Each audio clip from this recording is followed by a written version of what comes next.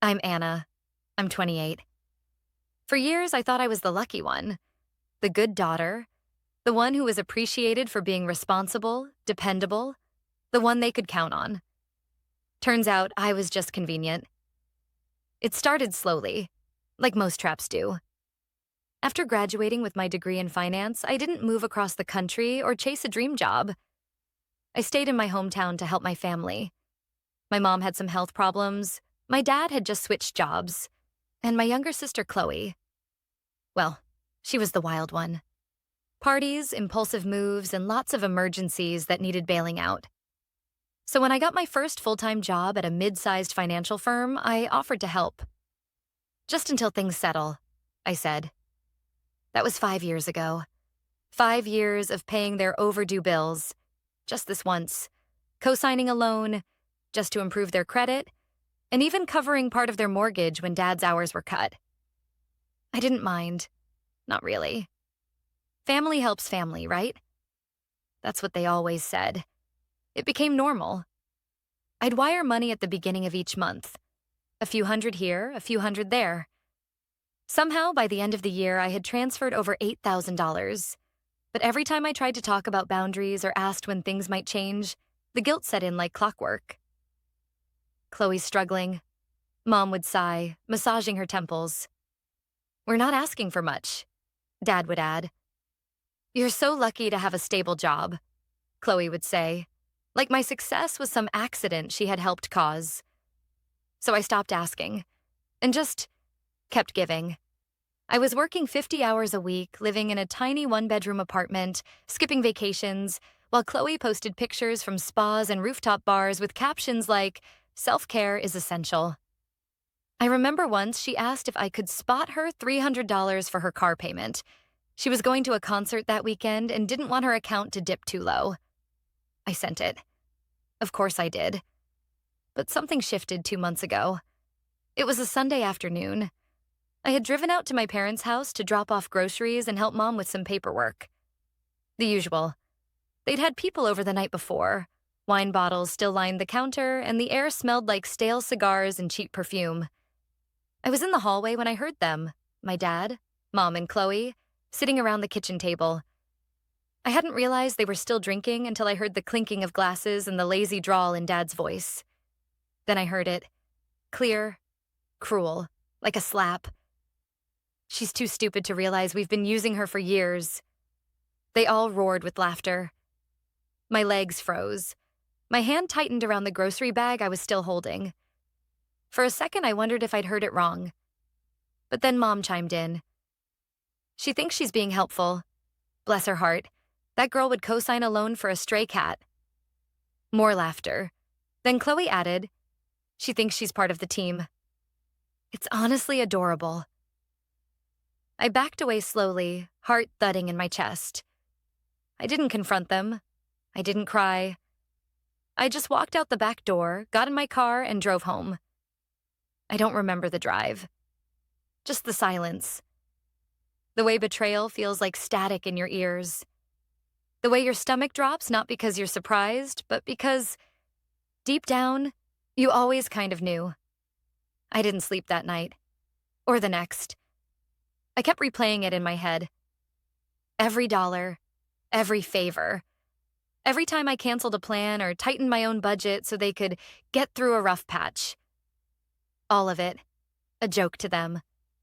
And yet, when the mortgage withdrawal was scheduled that Friday, the $5,600 payment I'd agreed to cover for the next 3 months after Chloe accidentally maxed out Mom's credit card, I hesitated.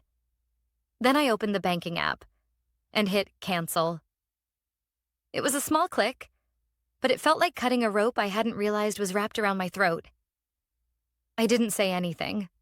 Not yet. But when the payment bounced and the bank called them about the missed mortgage, that's when things got interesting. And the knock on my door the next morning, that was just the beginning. The knock on my door came at 9:12 a.m. I was still in pajamas, coffee halfway to my lips, when it happened. Loud, hurried, not polite.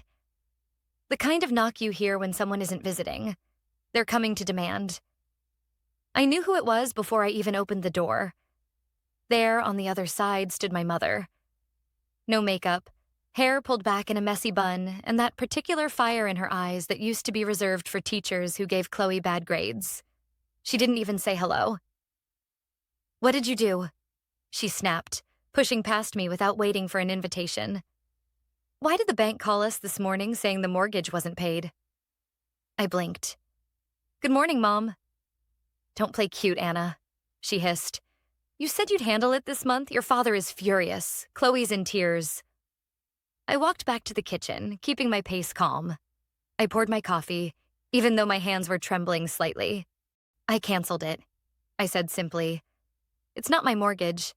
It never was." She stared at me like I'd spoken a foreign language. "But you said—" I know what I said. That was before I heard you three laughing about how stupid I am for helping you. There it was. Silence. A rare, heavy silence from my mother. So I continued. "You really thought I wouldn't hear you? I was standing in the hallway. Every word, every laugh. I heard Dad's exact sentence.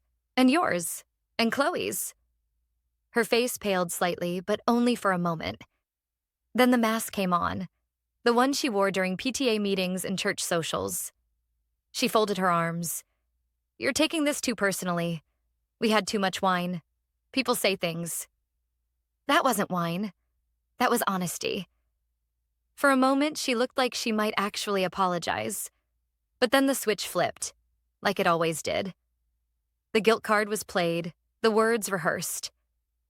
"Do you even understand what we're going through, Anna?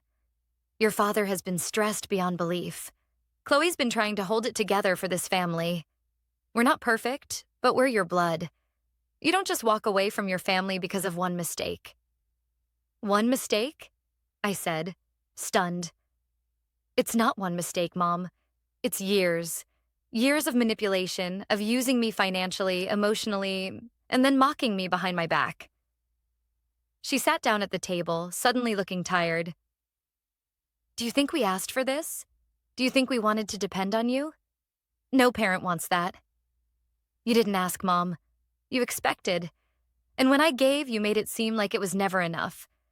Do you realize I haven't bought a new pair of shoes in 2 years?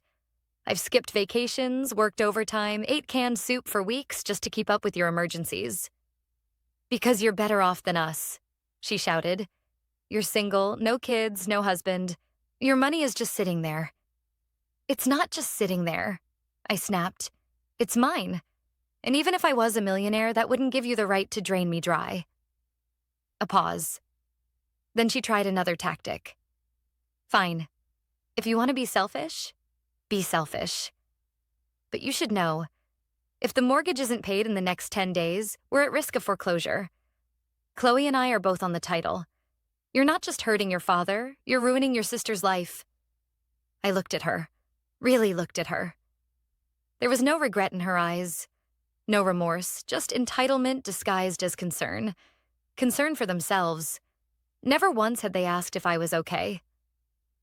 I said nothing. She stood up, smoothing her cardigan like it was armor. "You think you're making some grand stand, but all you're doing is burning bridges. Family forgives, Anna, but family also remembers." I followed her to the door. That's exactly what I'm counting on. When I closed the door behind her, I didn't cry. Not this time. Instead, I grabbed a notebook and wrote one sentence across the top of a blank page. Everything I've done for them. Starting now, I take it all back. Because here's the thing about being the stupid one. You see everything, eventually. And once you do, you stop waiting for apologies. You start writing your own ending. 3 days after Mom's surprise visit, I got a text from Chloe. "We need to talk. Please." I didn't reply right away. I stared at the screen for a while, the familiar knot forming in my stomach. There was no apology in her message, no recognition of what had happened. Just that vague, manipulative tone she'd perfected since we were teenagers. The kind that sounded innocent on the surface, but always came with a hook. I didn't respond. That night, my phone rang 6 times in a row. Dad, Chloe, then Mom. I muted it and kept reading the book I'd picked up at the library. It was the first time in months I'd read for pleasure, without the weight of guilt whispering in the background. But silence only made them louder. The next morning, I got to work early, hoping to focus. Around 11 a.m., I stepped into the break room to grab a coffee. When I came back, my phone had 5 new messages, all from Chloe. "So you're just going to ignore me now? I know you're mad, but this is ridiculous. Do you even care that we're about to lose the house? If it gets foreclosed, Mom and Dad will lose everything. I'll lose everything. We're family, remember?" I almost laughed out loud at that last one. Family. The same family that used me like an ATM. The same people who laughed about how stupid I was for being generous. And now? Now they were drowning. And suddenly I was their life raft again. I didn't reply. Again. That evening, there was a knock on my apartment door. Not frantic this time, gentle. I almost didn't open it, but curiosity got the better of me. Chloe. Her makeup was smudged, her eyes red. She didn't say anything at first, just stood there like she expected me to hug her or invite her in. I didn't. "Can we talk?" she asked quietly. I leaned against the frame. "Go ahead." She took a breath. "Look, I know we said things. That night, it was dumb. We'd been drinking, but come on, Anna, you know we don't really think you're stupid." I raised an eyebrow. "You think I'm just imagining it? That I made it up?" "No, I didn't say that." She backpedaled. "Just people vent. People say things they don't mean." "You didn't sound like you didn't mean it." She looked down at her shoes, then back up, her tone shifting. "Fine. Maybe we were ungrateful. I'm sorry, okay? But you've made your point. Can we move on now? Can you just help us pay this mortgage, at least this once? And then we can figure out a plan going forward?" I almost admired the audacity. "You want me to forget everything, pay $5,600 and just trust that suddenly everyone's going to change?" "It's not like that," she said, voice cracking slightly. "Mike and I are behind on rent too. I've maxed out 2 cards. Mom's a wreck. Dad's not eating. You have no idea what kind of stress they're under." I stared at her. "Do you remember when I was working 60 hours a week and still picking up your kids every Friday because you and Mike needed a date night? Or when I co-signed your car loan and you didn't make a single payment until it was repossessed? And my credit tanked?" "That was different." "No," I said calmly. "It wasn't. You've all been leaning on me for years. And I let you. I told myself it was love. That's what love looks like, right? Sacrifice? But it wasn't mutual. It was exploitation. The moment I stopped being useful, you started panicking. Not because you love me, but because I closed the tap. Anna, we're not perfect. Neither am I. But I didn't laugh when you were struggling. I didn't call you stupid when I helped you." She was quiet then. Really quiet. I opened the door wider, just for a second. "You should go." "Are you really going to let the house go into foreclosure?" she whispered. I didn't answer. She took a step back. This isn't who you are." I met her eyes. "Number. This is exactly who I am. You're just seeing it for the first time." When the door closed, I leaned against it and exhaled. It wasn't easy. Everything in me wanted to run after her, to fix it, to say fine, one last time. But I didn't. Because they weren't just asking for money anymore. They were asking for my silence, my continued obedience, my continued sacrifice. And I'd sacrificed enough. The foreclosure notice came 2 weeks later. I didn't find out from my family. I found out because the mortgage company sent a duplicate letter to me, since I was still listed as an emergency contact on their paperwork, a detail I'd forgotten about. I stared at the envelope, a strange calm settling over me. 30 days to vacate if payment isn't made in full, $5,641.78. Interest included, due immediately. I set the letter down and made a cup of tea. There were no frantic texts that day, no tearful voicemails. Just silence. Like they were hoping if they didn't acknowledge it, the problem would go away. Or maybe they were waiting for me to break. That had always worked before. But I didn't. Instead, I started reviewing documents. I pulled up old bank transfers, loan agreements, co-signed car payments, even the utilities I'd paid for their house over the years, just to help. It was all still in my email. Receipts, statements, screenshots of frantic late-night messages asking for help. The digital paper trail of my slow erosion. I made a spreadsheet. Not because I planned to sue them or demand reimbursement. I knew better than that. They didn't have anything to give. But I needed to see it. All of it. In black and white.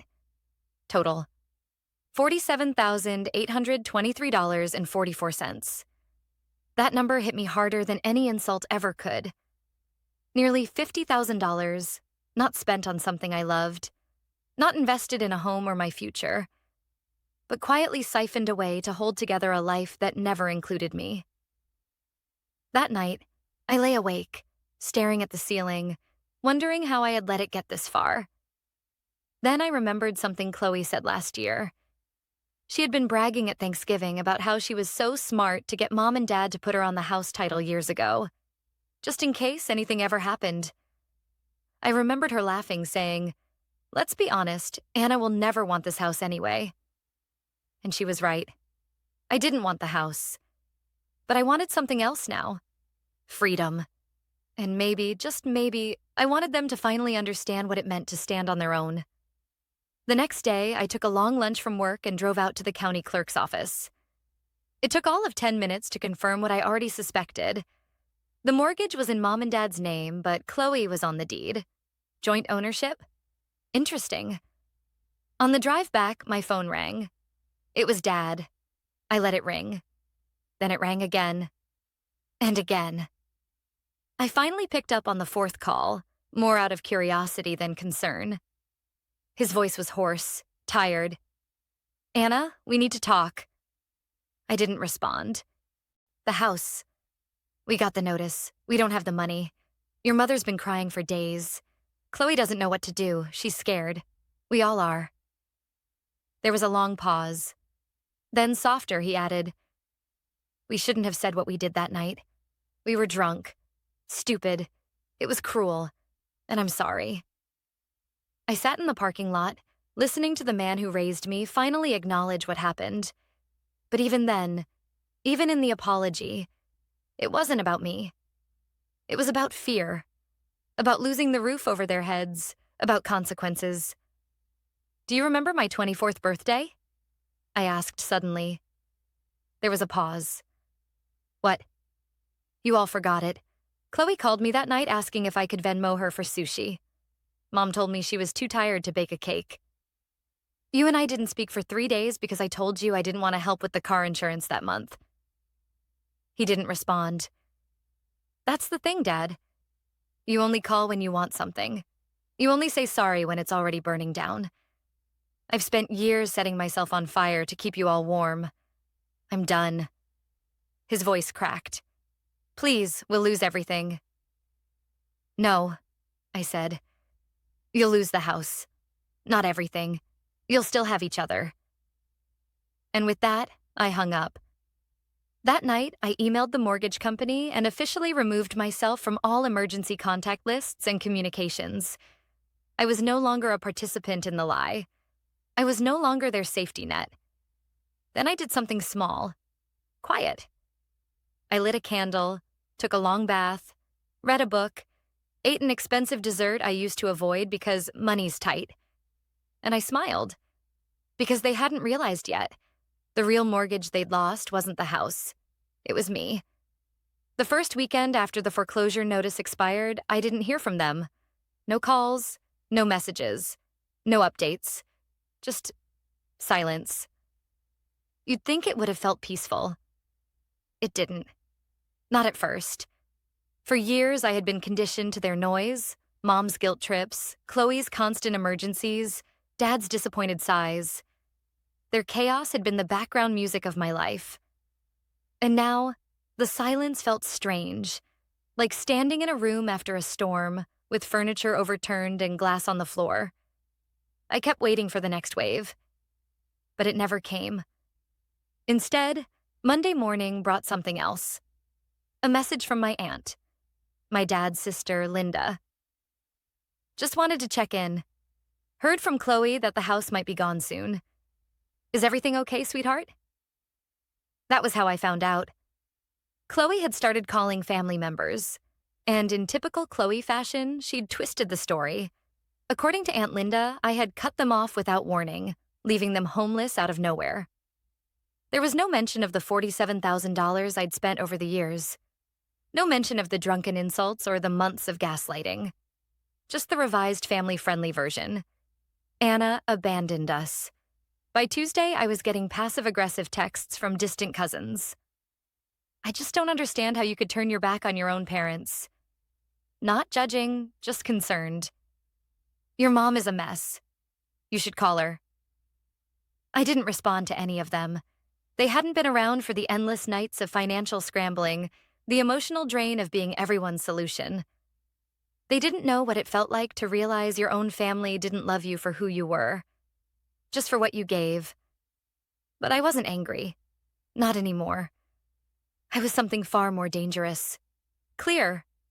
I hadn't cut them off. I had unhooked the chain. And now they were stumbling without the crutch they'd leaned on for too long. That Friday, I left work early and drove past the house. I didn't park. I didn't go in. I just looked. The yard was untrimmed. Weeds were poking through the flower beds Chloe used to force me to weed for her when she had migraines.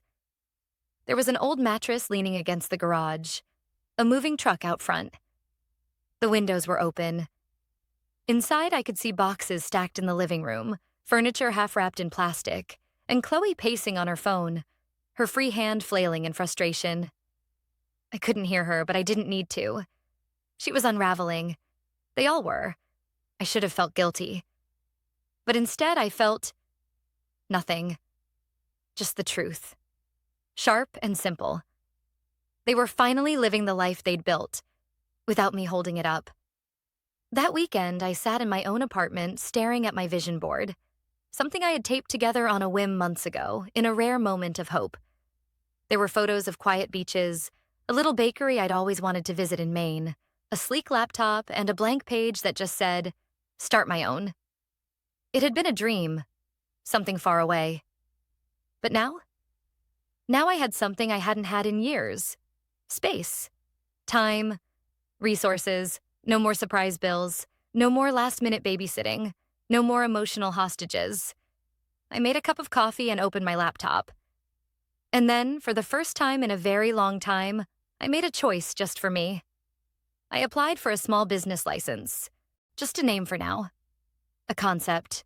A beginning. But it was mine. The next day, I got an unexpected email from the mortgage lender. Not about the family house, but about the credit monitoring alert tied to my name. Apparently, Chloe had tried to take out a new credit card. Under my identity. My jaw clenched. I read it twice, then opened my password manager. I reset everything. Bank logins, credit alerts, even my old Venmo account. I filed a report, notified the credit bureau, and sent Chloe one message. If you ever try to use my name again, I'll see you in court. This is your only warning. 10 minutes later, my phone rang. I let it go to voicemail. Then I blocked her. Again, because the game had changed. This wasn't about money anymore. It was about control. And I was taking every piece of mine back. Every dollar, every boundary, every piece of peace they'd stolen. And yet, I wasn't done. Not quite. Because they still didn't know what I had done 3 months earlier. Back when Chloe begged me to co-sign another loan just for a new used car, I'd said no. And she had lost her temper. We hadn't spoken for days. But quietly, on my own, I'd taken that moment to finally protect myself, and I was about to remind them exactly what that meant. The knock came at 7:03 p.m. on a Thursday. Not loud, not frantic, just persistent. I knew before I looked who it was. I hadn't spoken to any of them in almost a month. After the credit fraud attempt, I'd blocked every number, locked down my finances, and started truly living life on my terms. I'd picked up an online course in business law, booked a solo weekend trip to a cabin upstate, bought the softest blanket I'd ever owned, the kind I never would have allowed myself before because there's always something more important to spend on. But peace has a price, and mine had finally been paid in full. I opened the door slowly. Mom, Dad, Chloe, all standing there like a misplaced parade. Tired, out of place, and holding a folder I immediately recognized. The mortgage documents. They didn't say anything at first, just stood there, shifting uncomfortably. Then Chloe spoke, eyes glassy but voice sharp. "You need to fix this." I didn't flinch. "Fix what?" She held up the folder. "The bank says we're officially foreclosed. The lockout date is next week. We have nowhere to go. You knew this would happen." "You're right," I said calmly. "I did." Mom stepped forward then, her voice cracking. "Anna, this isn't just about the house. This is about your family. We're not perfect. We've made mistakes. But we're your blood." I took a deep breath. For the first time in years, I didn't feel guilty. "Let me ask you something," I said. "If I had continued paying the mortgage and Chloe had kept using my name for credit and Dad kept calling me only when he needed money, would you all be standing here today? Apologizing? Acknowledging anything?" They said nothing. "Exactly," I whispered. "This isn't about love. It's about control. And now that it's gone, you don't know what to do." Chloe scoffed. "We just need help, one last time." That line, "one last time." I'd heard it too many times to count, and it was never the last. So I stepped aside, motioned for them to wait, and walked back into my living room. I pulled a small envelope from a drawer. When I returned to the door, I handed it to my dad. "What's this?" he asked, eyeing it suspiciously. "Something I did 3 months ago," I said. "Back when you asked me to help Chloe with her car loan, and I said no.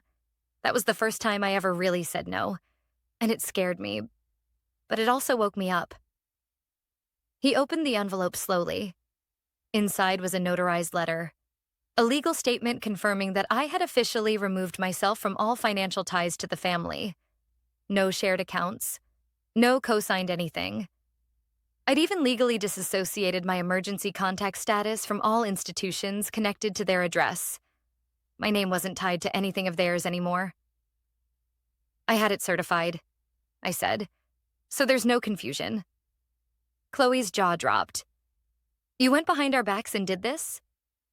"No," I said softly. "I finally went behind my own guilt. I did something to protect myself. Something I should have done years ago." Mom's hands trembled. "But we're being evicted, Anna." "I know." "You're just going to watch us walk away with nothing?" "You watched me drain my bank account for 5 years without blinking." Chloe's voice cracked into that sharp, bitter edge. "You're heartless." I smiled. I just finally realized my heart deserves protection too. Then I said something they didn't expect, maybe the most shocking thing of all. "I didn't cancel the mortgage out of revenge. I canceled it because you all needed to finally learn how to stand on your own. And whether you do or not, that's no longer my burden to carry." They didn't speak, just stood there as the streetlight cast long shadows behind them. Finally, I closed the door. This time, I didn't cry. This time, I didn't collapse on the couch and wonder if I'd gone too far. I just walked to the kitchen, poured a glass of wine, and turned on music. Peace doesn't always come in soft moments. Sometimes it comes in a locked door, in a boundary held, in choosing yourself, even when they call it selfish. Over the next week, I heard bits and pieces. Chloe moved into a friend's basement. Mom and Dad were staying with Aunt Linda. The story they told everyone painted me as cruel, cold, heartless. I didn't defend myself, because the people who matter, the ones who know what real love looks like, they already understand. And the rest? They were never on my side to begin with. My life isn't perfect now.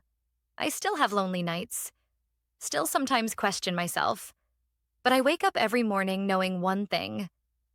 I'm no longer the girl standing in the hallway, holding a grocery bag, listening to her family laugh about using her. I am the woman who walked away and never looked back.